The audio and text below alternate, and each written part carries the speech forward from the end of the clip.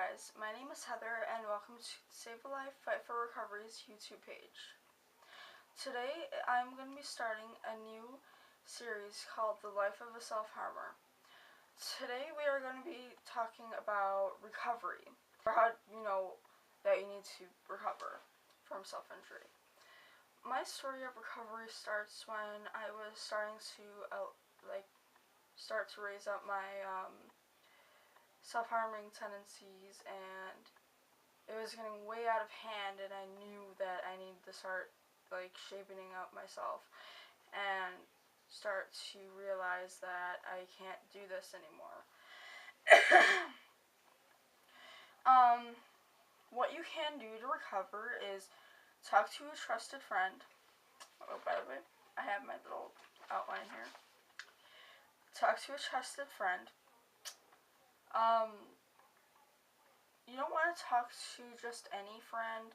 I know that you absolutely do love your friends and all of them, but you have to do a trusted friend, like someone that you can tell anything to and they won't blurt it out to anyone else. So practically one of those friends that are like a sister figure to you. Talk to parents. This is a big thing. I know it's very hard to come out to your parents that you've been self-harming. Trust me, I've been through it. They know, and they've helped me through it all the time. If you have one of the parents that are kind of rough-edged, you don't want to necessarily tell them flat out. You would want to tell them hey, listen, I think I need help. I've been feeling this way and blah blah blah blah. I'm going to be making a video about how to come out to parents that you've been self-harming. And if you have one of those parents that are more of supportive and stuff like that, I think you would be able to basically try to do it a little bit flat out, but not too flat out, because you don't want to scare them. Even though it is a scary process to know that your child is self-harming. Find a coping mechanism. Coping mechanisms are amazing. If you have any self-harm tendencies, you should directly go to your coping mechanism, because your coping mechanisms practically make you happy. I like to either read, I like to draw, I like to cosplay, and I like to watch anime and listen to music. That's what I basically do for my coping mechanisms. So, right now, since I am in recovery still, if I ever do feel sad, I would pop in an anime or work on my cosplays or something like that. Something to keep me occupied rather than just thinking of my tools and stuff. Even though I'm starting to get rid of them gradually. Talk to the school counselor. The school counselor does know about mine. It is a very scary process for that, because you don't know what they'll do. I had a very scary process going to the school, because they actually found out themselves, because I was writing poetry, because I forgot to add that poetry is my other coping mechanism. And I was writing it in class because I couldn't focus and I was just thinking of harming myself, so I just decided to write a poem for what I felt, and it did involve self-harm, and I shouldn't have done that, but it was what I was feeling, and they basically had to bring me to the school nurse, and they had to check my scars. They were touching it, and it was, I didn't want them to touch them at all.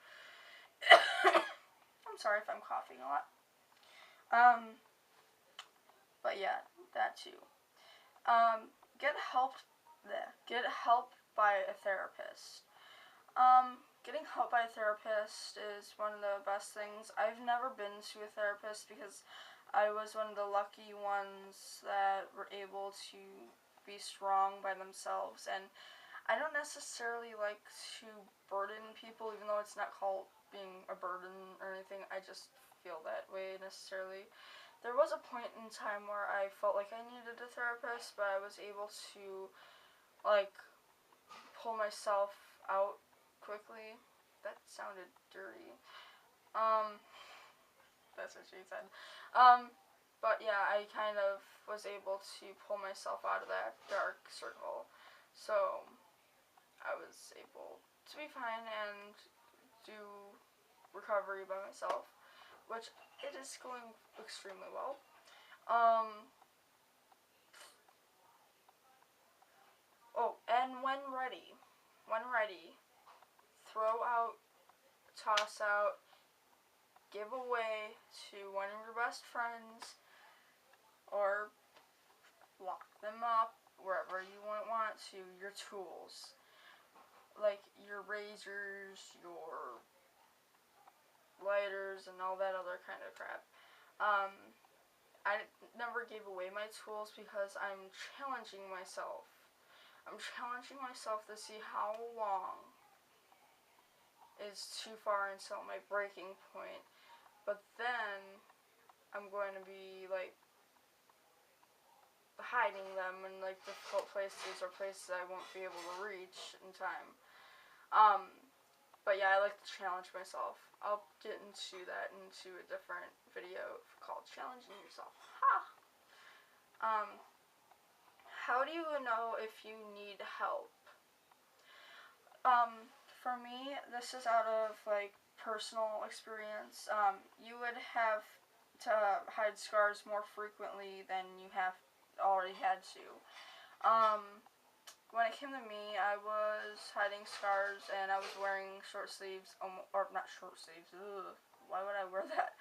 Long sleeves every day, and people were wondering why I never showed my body, and especially in the locker rooms and stuff. And I would always hide like the front of my body because like my scars are all in the front of my body.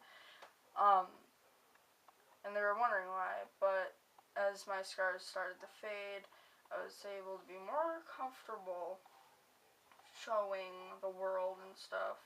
No, well, not the world, but like people. But I don't think they'd ever noticed. But if they did, they did. And the school already knows about it. I've been self-harm free for 7-8 months, but I only had one tiny ass relapse. You would have more frequent urges to harm yourself. Yeah, it just goes as that. And you and you realize that it was so bad and you do need help. Realizing it is very hard because like sometimes you don't even realize that you are hurting yourself, and sometimes you don't even care.